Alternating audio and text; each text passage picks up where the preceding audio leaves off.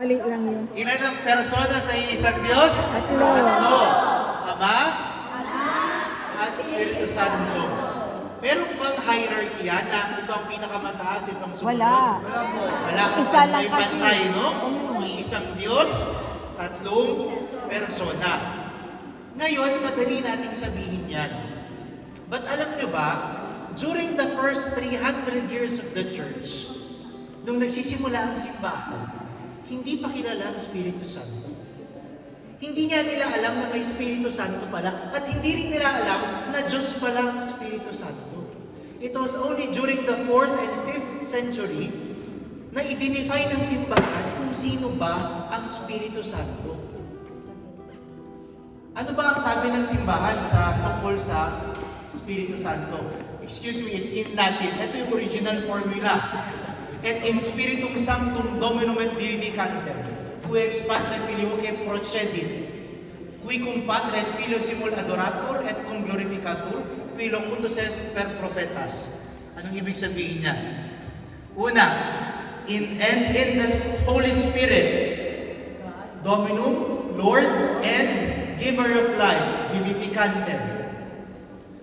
Qui ex patre filioque procedit, who proceeds from the Father and the Son. Qui cum patre et filio, who with the Father and the Son is adored and glorified. Qui locutus est per prophetas, who has spoken through the prophets. Saan nyo narinig yan? Saan nyo narinig yan? I believe in the Holy Spirit, the Lord, the Giver of life, proceeds from the Father and the Son, with the Father and the Son is being glorified, was spoken through the prophets. Sa Credo, we call the Creed Niceno-Constantinopolitan Creed, or Nicene-Constantinopolitan Creed. No? Yan yung laman ng pananampalataya natin sa Espiritu Santo. Sabi, Dominum et Vivificantem, Diyos, Lord, and Giver of life, who proceeds from the Father and the Son. Tingnan natin yung verb na ginamit. Proceeds. Ibig sabihin, nanggaling, nagmula sa Diyos Ama at sa Diyos Anak. At sabi, with the Father and the Son is adored and glorified. Diba pag nag-glory, glory be to the Father tayo. Glory be to the Father, to the Son, and to the Holy Spirit. Equal yun, diba? And ulitin ko, no? When we say glory to the Father, to the Son, to the Holy Spirit, we bow. Because we are mentioning the names of the three persons in the Trinity. Okay, the Holy Trinity. So, ito yung description ng Espiritu Santo ng ating simbahan. Bakit ko ito ipinapresent sa inyo? Meron akong naatinan na isang sa Pilipinas, sa isang charismatic group. Hindi ko sabihin yung pangalan. Nagulat ako kasi isang araw, Sunday morning, may nagbigay ng testimony. Sabi niya talaga, naamoy po namin ang Espiritu Santo. Siya po ay amoy sampagita.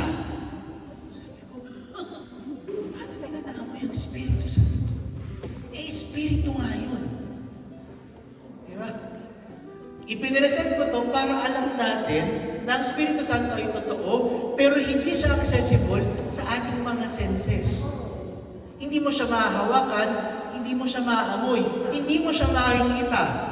But your heart feels that the Spirit is there.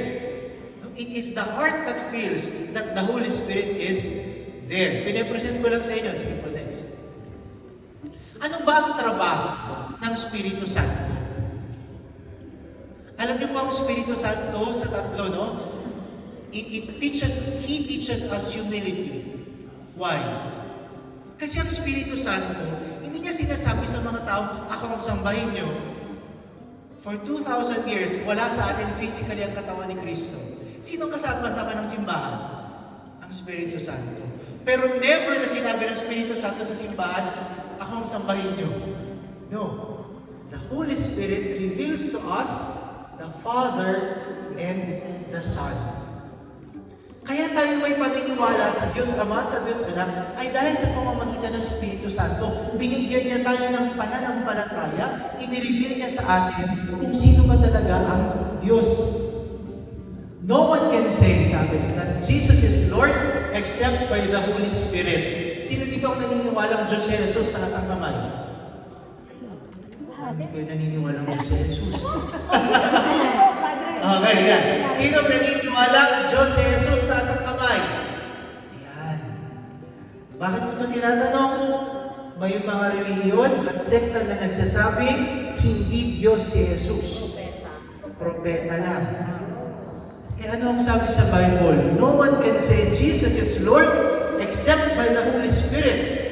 Kaya kung hindi ka naniniwala mo Diyos si Jesus, tanungin mo na ang sarili mo. Nasa akin ba, nananahan ba sa akin ang Espiritu Santo? Sabi sa Bible, si Paul ito no one can say Jesus is Lord except by the Holy Spirit. God has sent the Spirit of His Son into our hearts, crying, Abba, Father. This knowledge of faith is possible only in the Holy Spirit. So tayong mga Kristiyano, alam natin meron tayong Espiritu Santo sa ating mga puso, sa ating buhay, kasi hanggang ngayon naniniwala tayong Diyos si Jesus. Well, at least until now, alam ko naniniwala kayong Diyos si Jesus, no? Yan. To be in touch with Christ, we must first have been touched by the Holy Spirit. He comes to meet us and kindles faith in us. Yun yung sinasabi ko kanina. Naglalagay ang Espiritu Santo ng pananampalataya sa ating puso. Kaya hindi natin pwedeng sabihin, Father, wala na akong pananampalataya. Bakit? Yung pananampalataya, hindi naman galing sa iyo yan. Regalo yan ng Espiritu Santo sa iyo. So, ibig sabihin, hanggat hindi yan tinatanggal sa iyo, hindi yan tatanggalin ng Espiritu Santo sa iyong puso, hindi ka pwedeng mawala ng pananampalataya. Pwedeng ayaw mong maniwala, pero hindi ibig sabihin nun, wala kang pananampalataya. Pwede rin humihina yung pananampalataya mo. Father, sino ba naman ang hihina pananampalataya? Dami-dami namin nakikita ang issue sa simbahan. Manghihina ang pananampalataya, pero hindi mawawala because this is given by the Holy Spirit. By virtue of our baptism, tandaan nyo by virtue of our baptism, the first sacrament of the faith, the Holy Spirit in the Church communicates to us intimately and personally the life that originates in the Father and is offered to us in the Son. Nung binyagan tayo, itinanim na ng Espiritu Santo sa ating puso yung pananampalataya. Ibinigay niya na sa atin yun. Yung CCC pala, it stands for Catechism of the Catholic Church. Yan yung specific number. 683 kanina, ito 684. Through His grace, the Holy Spirit is the first to awaken faith in us and to communicate to us the new life, which is to know the Father and the one whom He has sent, Jesus Christ. Yun daw ang tunay na bagong buhay. Ang makilala ang Diyos Ama at ang Diyos Anak. CCC 685. To believe in the Holy Spirit is to profess that the Holy Spirit is one of the persons of the Holy Trinity, consubstantial with the Father and the Son. Pare-pareho siya. Ano ba yung substance? Ano ibig sabihin nun? Esensya, yung kanilang pagka-Diyos. Salamat po. So, iisa yung kanilang pagka-Diyos. With the Father and the Son, He is worshipped and glorified. For this reason, the divine mystery of the Holy Spirit was already treated in the context of Trinitarian theology. Pag sinabi natin Trinitarian theology, hindi natin pwedeng paghiwa-hiwalayin yung tatlo. Pag tayo nagdadasal, hindi natin pwedeng paghiwa-hiwalayin yung tatlo. Pwedeng may mga prayer specific to the Holy Spirit, to the Son, and to the Father. But it doesn't mean wala doon yung ibang persona. Halimbawa, nakapunta na kayo sa Adoration Chapel. Yes, Father. Ito, question ko to dati sa aking professor. Sabi po, yung nasa Adoration Chapel ay katawan ni Kristo. Yes. Eh minsan po, Father, sabi po, pag nagdadasal po ako, nasasabi po, Holy Spirit, O God the Father, hindi po ba sila nag-aaway? Hindi po ba sila nagsusuntukan? Kasi kung sino-sino po yung tinatawag po, anong sagot? Ano? Hindi. Isa-isa lang eh. Kasi kung nasaan ang isa, naroon din yung iba pang dalawa. Ano ang tawag natin sa doktrinang yan? Sa Greek, it's called perichoresis. In Latin, it's called circumcision. Ibig sabihin, where one is there, the other two are also there. So kung kaharap mo ang Blessed Sacrament, alam mo si Jesus Christ yun. Pero pwede mo rin tawagin ng Espiritu Santo. Pwede mo rin tawagin ng Diyos Ama. Kasi nandoon, kung nasa ng isa, nandun din ang dalawa. Okay? And here, however, we have to do with the Holy Spirit only in the divine economy. Paano natin nalaman na may Espiritu Santo? Yung economy na to, hindi ito yung ekonomiya na tungkol sa piso, no? Hindi. Ekonomiya ito, ibig sabihin, this is the work. Nalaman lang natin na may banal na sa tatlo dahil sa trabaho ng Espiritu Santo sa atin. Okay? The Holy Spirit is at work with the Father and the Son from the beginning to the completion of the plan of our salvation. You have to remember this. May mga Kristiyano na nagsasabi, in the name of God the Father, in the name of God the Creator, God the Redeemer, and God the Sanctifier. Those are their attributes. In-attribute natin yon. Ang Diyos ang Amang, ang naglikha, ang Diyos Anak ang nagligtas, ang Diyos Espiritu Santo ang nagpapabanal. Pero ulitin ko, hindi ibig sabihin nun ay nakahiwalay. Nung nag-create ang God the Father, wala ang God the Son at God the Holy Spirit. No, that is an erroneous theology. When the Father was creating, the Son and the Holy Spirit were also there. Malinaw sa atin yun. From the beginning, nandun na ang banal na sa tatlo. Clear po sa atin yun? Okay. Kaya pag tinanong kayo, nung ninilikha ng Diyos Ama, nandun na ba ang Diyos Anak at ang Diyos Espiritu Santo? Sagot? Yes. Malinaw sa atin dapat yan. But in these end times, ushered in by the Son's redeeming incarnation, the Spirit is revealed and given, recognized and welcomed as a person. Pag sinabi natin person, hindi ibig sabihin ito ay tao na ganito na person. No. Person comes from the Greek term prosopon. Prosopon means that which exists. So, ibig sabihin, nag-exist talaga ang Espiritu Santo. Now, can this divine plan accomplish in Christ? The firstborn and head of new creation be embodied in mankind by the outpouring of the Spirit, as the church, the communion of saints, the forgiveness of sins, the resurrection of the body, and the life everlasting. Ang Espiritu Santo hanggang ngayon kasama natin sa simbahan. Ginagabayan pa rin tayo.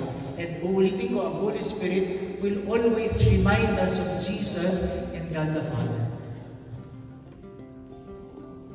So, in short, who is He? Who is the Holy Spirit? In the sacred scriptures, the Holy Spirit is given various names. Ano yung mga pangalan ng Espiritu Santo? Una, gift, regalo. Lord, Spirit of God, Spirit of truth, and Paraclete, among others. Each of these terms highlights a particular characteristic of the third person of the Blessed Trinity. Bakit siya gift? Because the Father and the Son send Him to us gratuitously. Ibinigay sa atin ng libre. The Spirit comes to dwell in our hearts. He comes in order to remain always with us.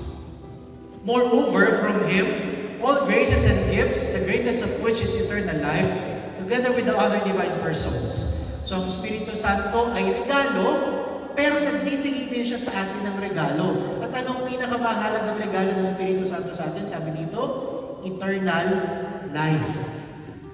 In Him we have access to the Father through the Son. Okay. The Spirit is called Lord and Spirit of God, names used by sacred scripture only for God. Because He is God with the Father and the Son. Kasi sinasabi natin, no, di ba? He proceeds from the Father and the Son, who with the Father and the Son is adored and glorified. Sabi ng mga naunang Kristiyano na nagsabing, hindi Diyos ang Espiritu Santo, sabi nila, bakit sinabi ni Jesus, magbinyag kayo sa ngalan ng Ama at ng Anak at ng Espiritu Santo? Bakit equal? Bakit binanggit yun? Kung hindi naman pala Diyos ang Espiritu Santo, bakit kailangan pang sa ngalan ng Ama at ng Anak at ng Espiritu Santo? Ba't hindi na lang sa ngalan ng Ama at ng Anak? Kung sinabi ni Jesus na magbinyag, pati sa pangalan ng Espiritu Santo, ibig sabihin, tatlo sila equally, they are God. They are one God. Okay? He is the Spirit of truth because He teaches us all that Christ has revealed in its fullness, and He guides and sustains the church in the truth. Ang Espiritu ng Diyos ay Espiritu ng katotohanan. Kaya sa mga nagsisinungaling at mahilig magsinungaling, mahilig gumawa ng kwento, pag-isipan niyo mabuti kung kayo ba'y pinananahanan ng Espiritu sa inyong mga puso. He is the other Paraclete. Paraclete comes from the Greek word parakletos, which means advocate or consoler, promised by Jesus Christ. Natatandaan niyo yung sabi ni Jesus Christ, I will send you another Paraclete, consoler, who is the first Paraclete. The other Paraclete, and not distinct Paraclete, to stress the communion and continuity between Christ and the Spirit. So hindi sila nagko-competition yung si Jesus and ang Holy Spirit. They are not in competition with one another. They continue the work of each other, in fact. And as Lord of giver and giver of life, He is God with the Father and the Son, and therefore receives the same adoration the other two receive, no? Sabi nga natin, adored and glorified with the Father and the Son. The last phrase of the creed points to the vision that the Spirit carries out among men. He has spoken through the prophets. Kaya nga pag may nagtatanong, sino nagsabi sa inyo may Trinity? Nasa Bible ba yung Trinity? Pag tinanong kayo, saang gospel verse, ang Bible verse yung mahahanap, ang salitang Trinity, Trinitas. In Greek and in Latin, Trinitas. Saan yung mahahanap yun? Sa Old Testament. Nasa Old Testament ba yan? Hindi kayo makasagot ngayon. Nasa Old Testament ba yan? Do we find the word Trinity in the Bible, either in the Old or the New Testament? The answer is no. We can never find the word Trinity in the Bible, but it doesn't mean it is not true.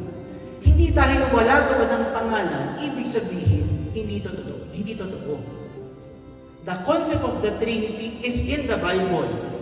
The idea of the Trinity is already found in the Bible. Maaring yung salitang Trinity wala sa Bible. Pero yung presence ng Ama, Anak at Espiritu Santo ay nasa Biblia. Bakit? Sabi nga natin, He has spoken through the prophets. Yung Holy Spirit. So, ibig sabihin, nasa Old Testament pa lang, alam na natin may Trinity na. At alam natin may Son na. Bakit? Anong sabi sa Gospel of John? In the beginning was the Word, and the Word was with God, and the Word was God. Ano ang sabi sa Genesis? In the beginning, when God created the universe, di ba? Ano ang sabi? There was only an empty void. In Hebrew, it's called tohu wabohu. At ano ang ginawa ng Diyos Ama? Huminga siya. At sa kanyang salita, sabi niya, let there be. At nagkaroon ng mga nilikha. So nandun pa lang sa Genesis, may anak, may ama, at may Espiritu Santo na. Pinangalan ng mga Trinity? Hindi. Pero alam natin, nandun na sa simula sa Old Testament ang konsepto ng Trinity. The prophets are those who, moved by the Spirit, spoke in God's name to serious people to convert. The revelation by the Spirit in the Old Testament prophecies reaches its fullness in the mystery of Jesus Christ, God's definitive Word. So ano yung mga makikita nating symbols of the Holy Spirit, no? Na nasa Biblia? Una, living water. You remember the scene kung nasaan si Jesus, He met with the Samaritan woman by the well. Diba sabi niya, I will give you the living water. Anointing. Yung anointing ng mga hari at ng mga pari, it is the symbol of the Holy Spirit, yung oil, no? Kaya nga, kaming mga pari, diba? Pag na-ordain kami, pinapahiran yung kamay namin ng langis.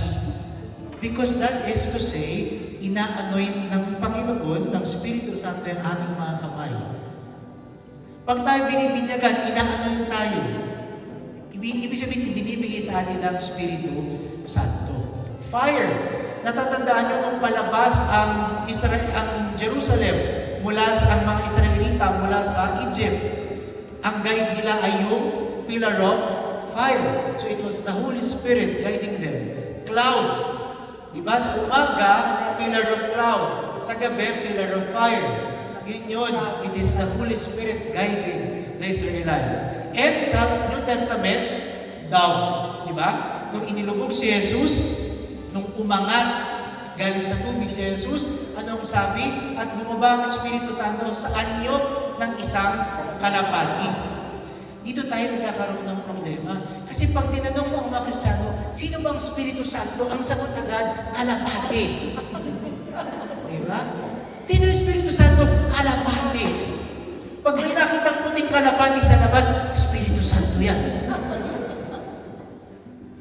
Nagkakamali tayo doon, no? Anyo ng kalapati yung bumaba. Pero hindi sinabi, ang Espiritu Santo ay kalapati. Hindi. Just to give us. Yun yung ginagamit na symbol, no? Yung kalapati. Pero actually, pag binasa nyo, mamaya sa first reading sa Acts of the Apostles, hindi kalapati ang bumaba sa mga disciples. Ano? Tongues as of fire, di ba? Yun, yung fire kanina. Yung dilang apoy, sinasabi.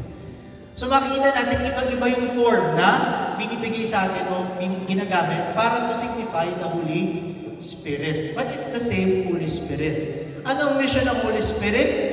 Sabi ko nga kanina, He is at work with the Father and the Son from the beginning to the completion of the plan of our salvation. Yung pagliligtas sa atin, hindi lang yung plano ng Ama at ng Anak. Yan ay plano rin ng Espiritu Santo. Ang Diyos ang gustong magligtas sa atin. Diyos Ama, Diyos Anak, at Diyos Espiritu Santo. Through the action of the Spirit, the Son of God became man in the most pure womb of the Blessed Virgin Mary and received His anointing as Messiah. Kung mapapansin nyo, hindi iniwan ng Espiritu Santo ang Panginoong Jesus. Sa simula nung siya ipagbuntis ng Balabereng Maria, andun na ang Espiritu Santo. Nung siya ipinyagan, nandun na ang Espiritu Santo. Okay? Christ in turn revealed the Spirit in His teaching, fulfilled the promises made to the fathers, and bestowed Him upon the church at its birth when He breathed on the apostles after the resurrection. Diba yung huminga si Jesus? Receive the Holy Spirit. Yan yung gospel natin ngayong araw na ito. On Pentecost, the Spirit was sent to remain continually in the church, the mystical body of Christ. Therefore, the church is also said to be the temple of the Holy Spirit, who is, as it were, the soul of the church. Ang simbahan, ang kaluluwa niya ay ang Espiritu Santo. Kung wala ang Espiritu Santo, hindi mananatili ang simbahang Katolika. Lahat ng tinuturo ng simbahan sa ngayon ay galing kay Kristo. Paano nangyari na galing kay Kristo ay nagpe-preserve pa rin natin sa simbahan ng kanyang mga turo? Sa pamamagitan ng Espiritu Santo. Ang Espiritu Santo ang assurance na lahat ng itinuturo ng simbahan tungkol sa katotohanan ni Kristo ay faithful kung sa ano ang sinabi at ginawa ni Kristo. Bakit namin pinululuban ng kamay yung tinapay at yung alak? Bakit? Tatanda nyo, sabi ko kanina, sa ordination, pinapahiram kami ng langis. Nilalagay yung Espiritu Santo sa aming mga kamay, sa aming pagkapari. Kaya pag pinatong namin mga kamay sa alak at tinapay, ito ay nagiging katawan ng ni Kristo because it's the same Holy Spirit that we receive in our ordination.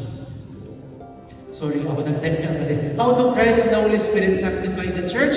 Sacraments. And Christ communicates His Spirit to the members of His body and offers them God's grace. Tandaan niyo ito. Sa simbahan, we have the full means of salvation. Ano ibig sabihin ng full means of salvation? Kasi ang tanong nito ay, yung ibang simbahan ba na hindi Katoliko, maliligtas ba sila? Ano sagot? Pag hindi ka Katoliko, maliligtas ka ba?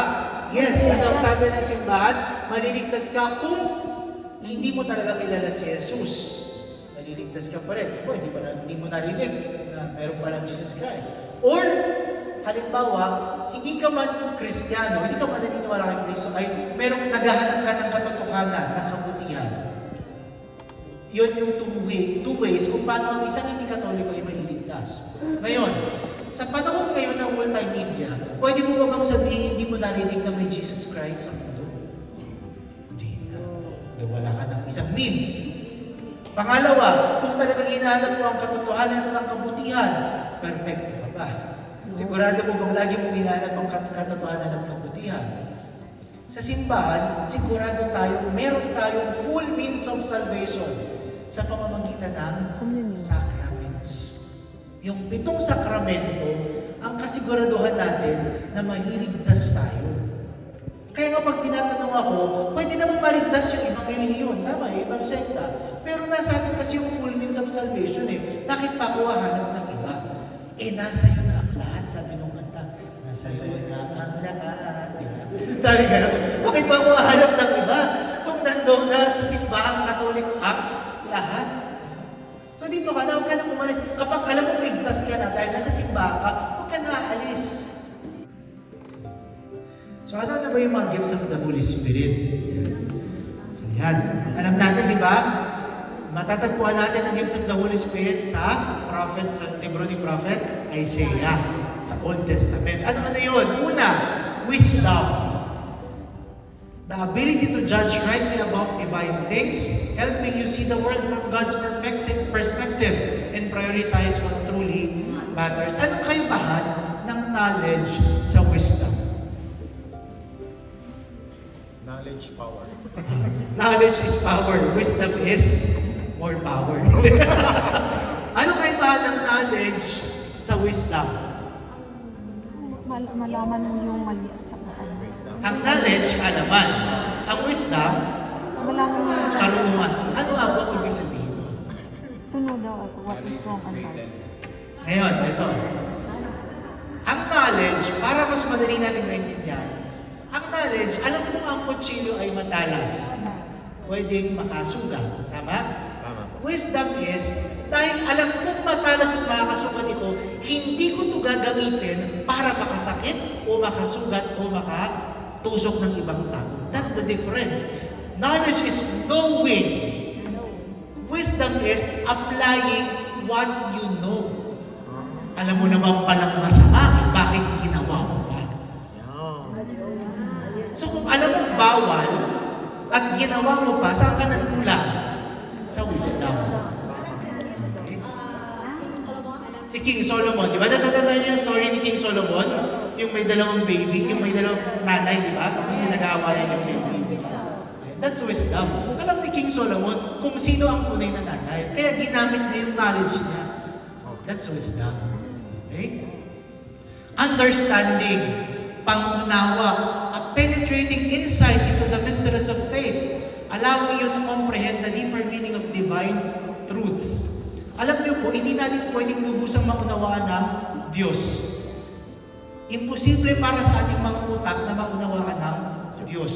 Pero, may mga pagkakataong nauunawaan natin ng mga bagay-bagay tungkol sa Diyos. Halimbawa, may pinagdaanan kang problema 10 years ago. Iniwan ka nung manluloko mong jowa 10 years ago. Sorry, bato-bato sa langit ang tamaan, makuhing may buo. Ngayon, nasa 2026 ka na, at doon mo na-realize, kaya niya pala ako iniwan. Tinanggal pala siya ni Lord sa buhay. That's understanding. Yes, really. Minsan malaman mo why. At hindi yun basta-basta. Yun ay sa tulong ng Espiritu Santo para maunawaan mo. Yung pag-unawa, hindi yun mangyayari na yun. Kapag tayo nagkakaproblema, mahirap maunawaan ng mga bagay-bagay. It will only come later on. And it is the Holy Spirit that guides us to understanding. Okay? Next, counsel. The gift of right judgment. Yung tamang paghusga. Enabling you to discern between right and wrong and choose the path that pleases God. Sabi sa atin ng simbahan, sa puso daw natin, mayroong boses na nagsasabi sa ating, gawin mo ito, iwasan mo yun. That is counsel. Kapag meron kang ginagawang mali at nahihiya ka, alam mo na may ginagawa kang mali, that is the Holy Spirit. That's the gift of counsel given to us by the Holy Spirit. Napapansin niyo pag meron tayong ginagawang mali, may ginagawa tayong kasalanan, nahihiya tayo, di ba? Because it is the Holy Spirit that tells us, you did something wrong. Okay? That's counsel. Next, fortitude. The courage and steadfastness to stand up for your faith and overcome obstacles. Fortitude. Natatandaan niyo yung mga martir, si San Lorenzo, di ba, martir? Bakit ba nila nakaya na mamatay para sa pananampalataya? Meron silang fortitude, meron silang gift from the Holy Spirit, yung fortitude. Yung kakayahan nating panindigan, kakayahan nating panindigan ang ating pananampalataya. Eh, yung iba sa atin, di ba? Hindi natin kaya panindigan ang pananampalataya. Yung mga Mormons, di ba? Tama ako sa mga yan. Bakit? Pupunta ka niyan sa mga bahay, di ba?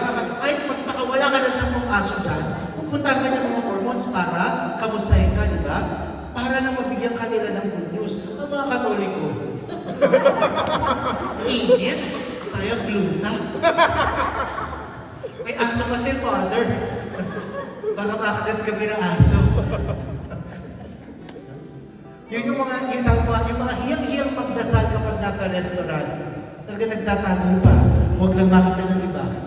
At yung mga tao na kapag sinabi ng iba, alam mo mali ang pananampalataya mo. Oo, mali nga. Sige, tama na. Tama ka na. Walang spirit of fortitude. Hindi kayang panindigan yung pananampalataya. No? Yan, yung fortitude ay gift of the Holy Spirit. Next, knowledge. The ability to understand the purpose of God's creation. Bakit ito ginawa ng Diyos? Itong mga bagay na ito. Yan. Piety. A deep reverence for God and a spirit of joyful worship, moving you to serve Him out of genuine love rather than mere duty. Eto. Bakit tayo pupunta sa misa? Dahil lang ba nauobliga tayo? O dahil mahal natin si Kristo? Kapag narito ka dahil mahal mo si Kristo, it's called piety. Okay? At kahit anong mangyari sa mga kasama mo, kahit hindi na kayo nagkikibuan ng katabi mo,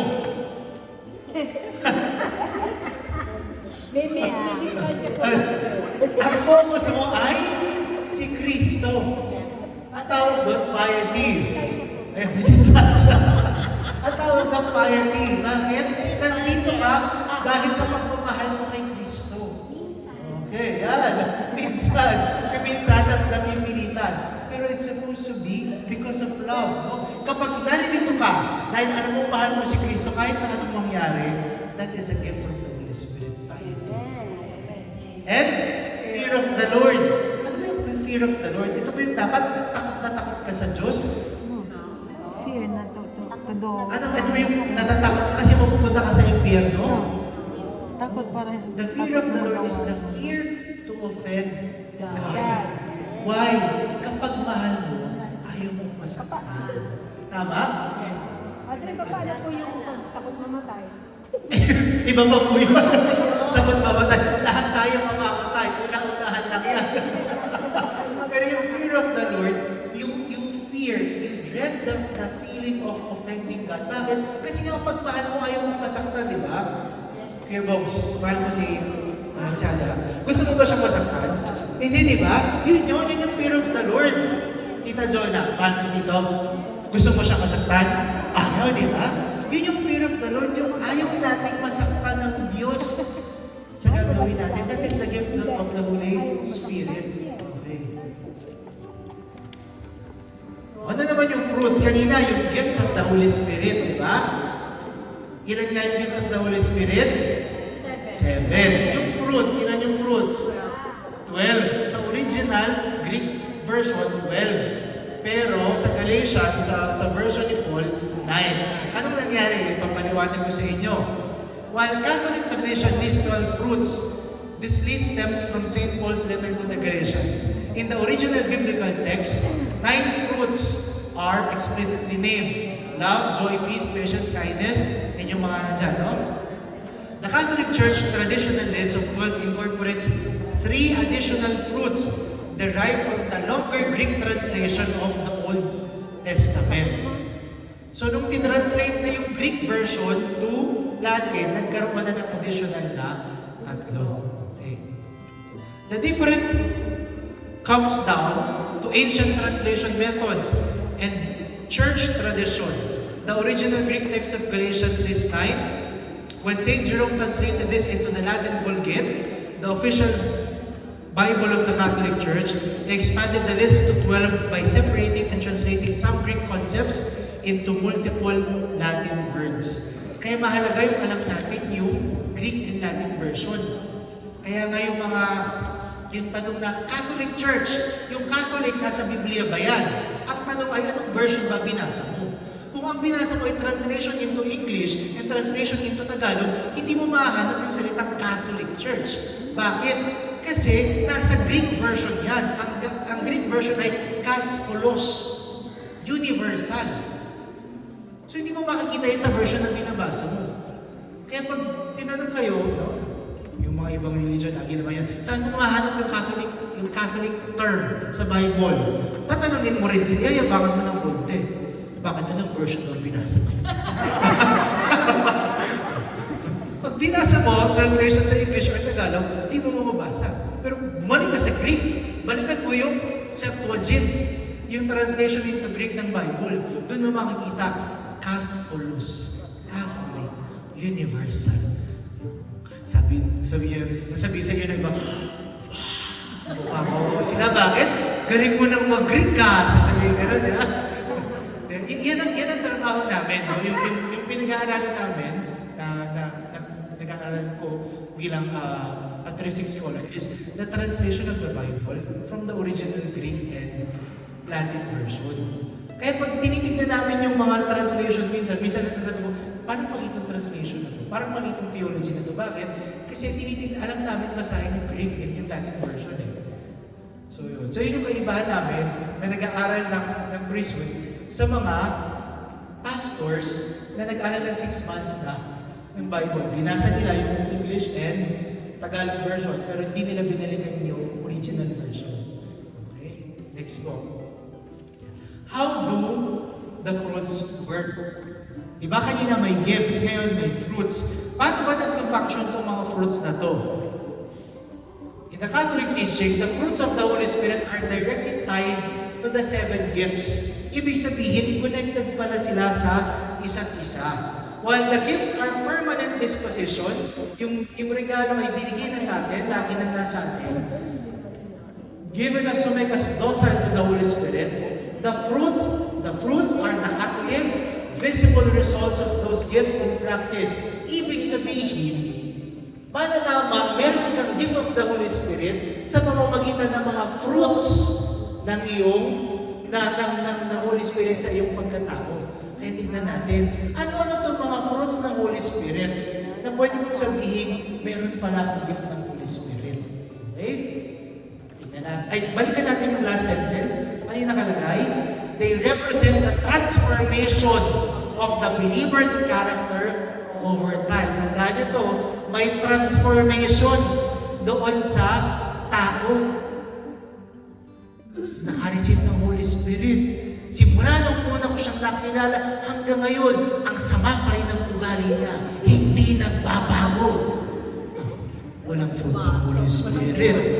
Baka kaya walang fruits, walang na-receive na gift. Pero imposible yun. May na-receive na gift, kaya lang, hindi nakikipag-cooperate sa Holy Spirit. Yan. Ano yung mga fruits? Ito. Tingnan nyo kung meron kayo, checklist, ha?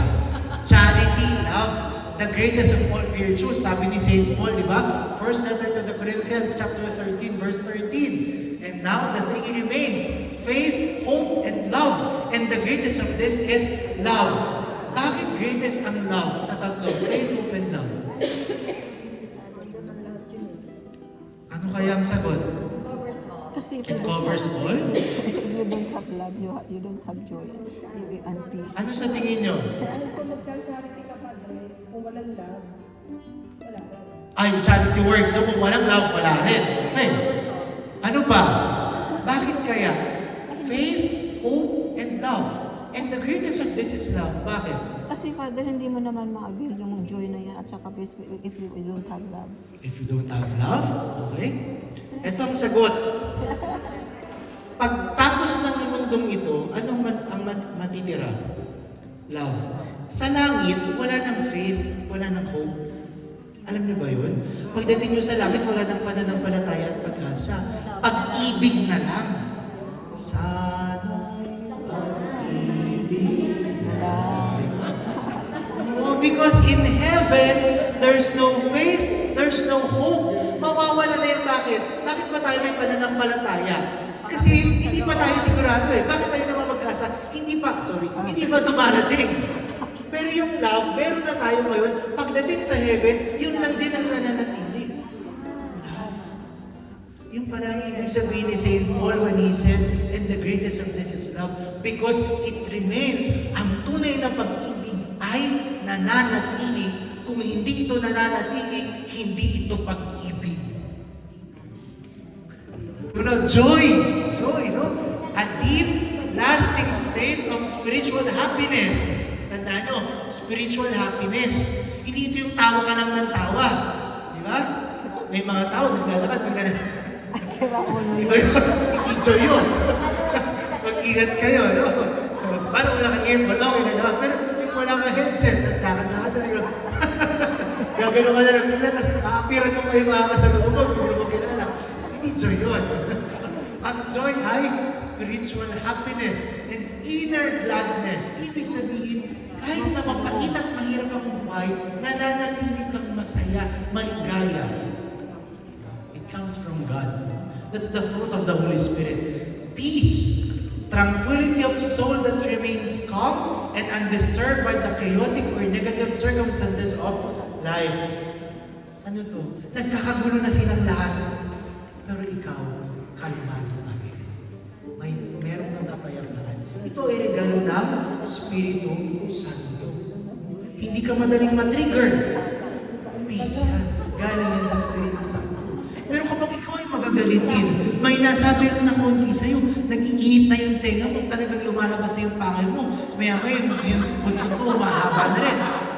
Wala kang peace. Wala pa yung gift. Wala pang transformation sa'yo. Wala pa rin ang Holy Spirit. Hindi pa kompleto yung trabaho sa'yo. Next, patience. Ayan, kasama ito ng peace.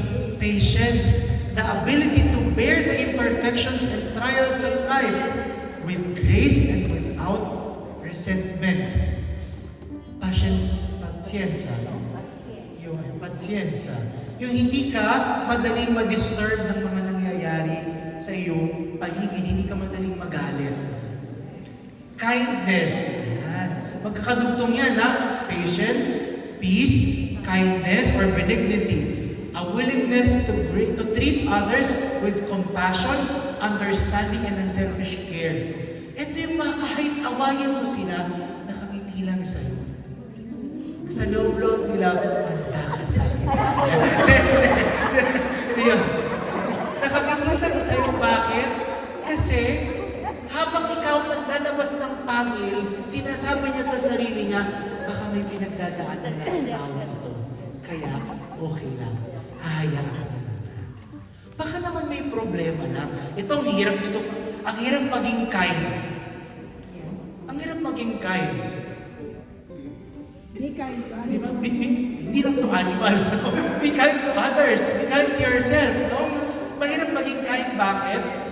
It takes a lot of mental gymnastics para maging kind ka. No? Kasi it is a choice. Kindness is a choice.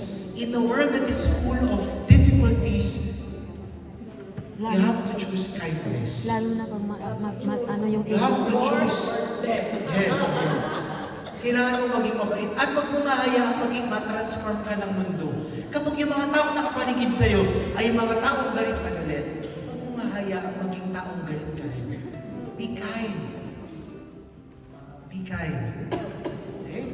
Treat others with compassion. Understanding. Baka may pinagdadaanan siya, kaya nung binati ko siya, hindi niya ako binati. Kaya nung sinabi ko sa kanya, ay, tinirigan ako ng matanggal. Kasi pinagdadaanan siya. Di ba tama ba yung tamang term? Tinirigan ng matanggal. At inirama ko pala, sorry. Sorry. Pero parang yun. Inirama ko. Baka meron siyang pinagdadaanan. That's kindness. Okay? Goodness, kabutihan. Ito. Iba yung mabait, iba yung mabuti. Yung mabait, kindness. So, yung goodness, kabutihan. A desire to honor God by doing what is right and avoiding evil in all actions. Ito yung tao, kahit napilitin mo siyang gumawa ng masama, hindi siya gagawa ng masama. Ito yung tao, kahit nasabihin mo sa kanya, sige na, white lies naman yun. Hindi mo mapagsisinungaling. Bakit? Alam niya, walang kulay ang kasinungalingan. Sinabi ko na sa inyo dati, di ba? Walang kulay ang kasinungalingan. Ang kasinungalingan ay kasinungalingan. Kaya huwag mong pilitin yung kasama mo pag white lies. Walang white, walang green. Walang white, walang green. Lahat niya kasinungalingan. A person who is good knows that he should avoid what is evil and do what is good. Yan. Yun ang mabuting tao. Okay? Next po. Yan. Generosity, ha? A selfless willingness to share our time, talent, and treasures with others, enduring challenges without giving up. Ito, kitang-kita ko to sa mga members ng choir. Sa tuwing itatama ko sila, hindi sila yung pagtatama ko.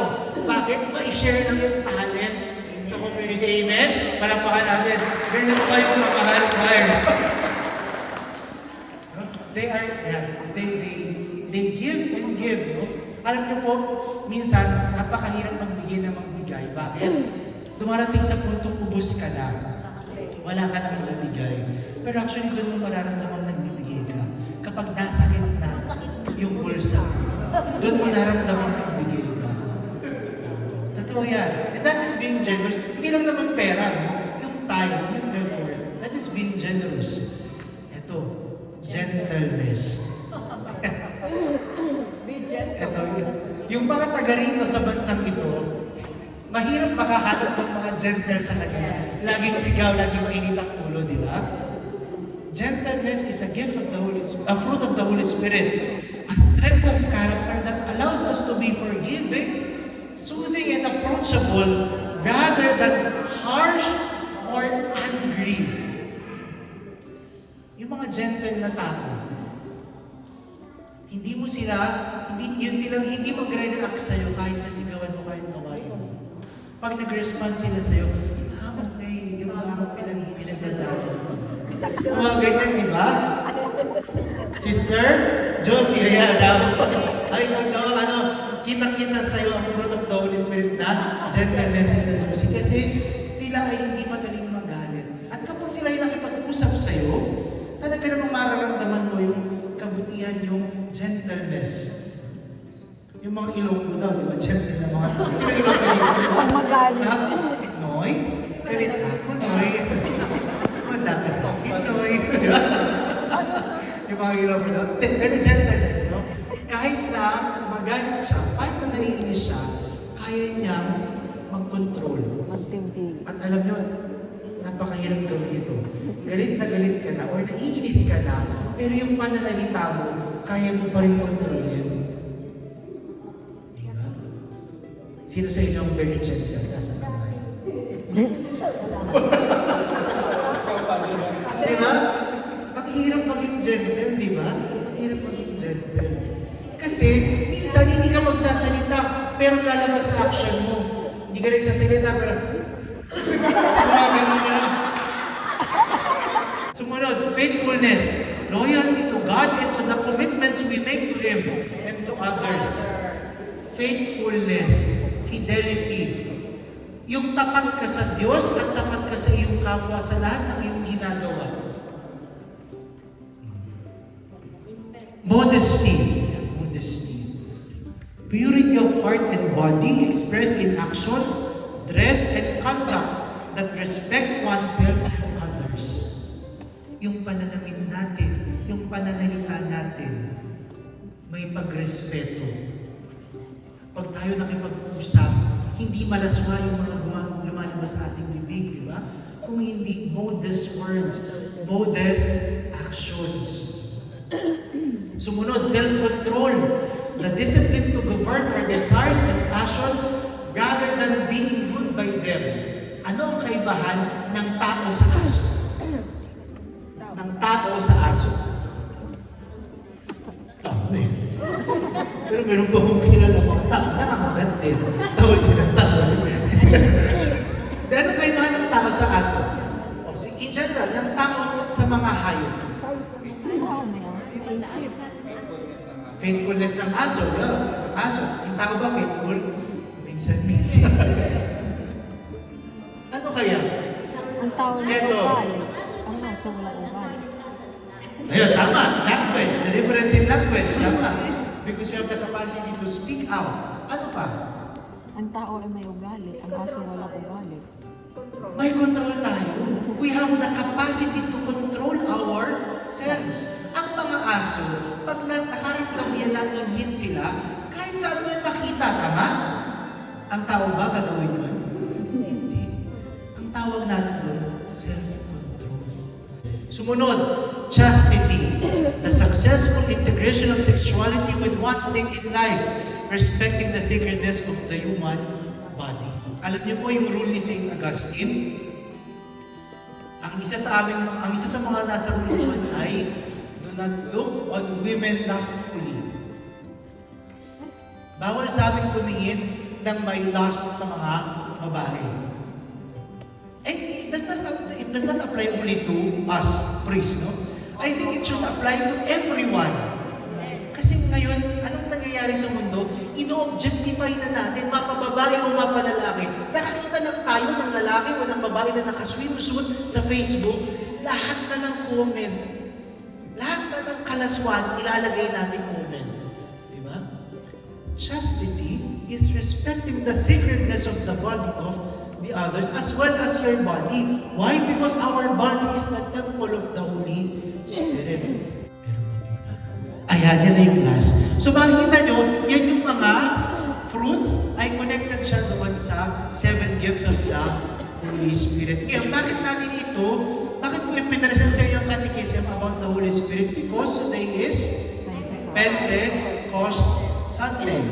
Pentecost comes from the Greek term penta, 50. Okay? 50 days. 50 days na ano? 50 days after the resurrection of Jesus.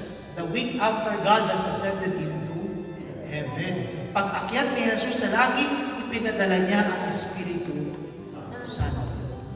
Kapag may umaalis, may bumabalik, may bumabalik. At hindi tayo iniiwan ng Diyos. Nung bumalik si Jesus sa Ama, ipinadala niya ang Espiritu Santo para lang sabihin sa atin, hindi ko kayo iniiwan. Amen? So I hope meron tayong na-clarify tungkol sa Spirit. Joke lang kayo na. Ginigising ko lang kayo. Di ba? Ang ibig ko sabihin, you acknowledge what you have and acknowledge what you also don't have. Pag alam mo na wala kang kakayahan na yun, huwag mo nang ipilit. Di ka na magaling magsayaw, huwag mo nang ipilit. Di ba? That's humility. Oh. Tatanda ko, alam mo nung seminarista pa ako, never ako naging part ng choir. Kasi sintonado ako eh. So, kaya naman lang po ako natutong kumanta ng ayos, yung kumanta ng konti. Pero nung seminarista po ako, sintonado po ako. Kaya nasaan ako lagi. Sabihin sa akin nung head namin, doon ka sa likod, magpaningas ka ng ulig.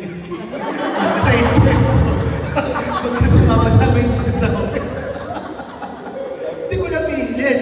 Minsan isinama ako. Eh nandun yung head, tinignan naman ng head, lumayo ko sa mic.